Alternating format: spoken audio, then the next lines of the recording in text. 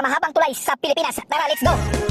So ang nakikita niyo po right now ay ang isa sa pinakamagandang tulay sa Pilipinas, ang San Juanico Bridge. Kunya kay balo ba mo na kaning San Juanico Bridge ang pinakamahabang tulay sa Pilipinas? Tama ka sa narinig mo, na may habang 7,100 feet. Grabe ka taas. Tapos kay balo ba mo na nakadesign na tulay para i-connect ang inyong mga LDR na relasyon para ikaw og siya moabot pag pila ka century. Grabe, dili ang ang pagbukal-bukal sa paghigog. Bitaw naka-connect nga tulay para sa Samar Island ug Leyte para na ay unity. Pero iklaro na ko ha nga ang pagka number 1 ani sa kataas nga tulay. Noon yon arang relasyon ba nagbabago-bago talaga ang panahon. Bisod na kaayo kahigugmaon ikaron. Lahi na ang nipulis sa iya. Kasakit po din tawon pero wala na tay mahimo ato na lang sa dawaton. Kayong magistorya ganita karon sa kataas sa tulay.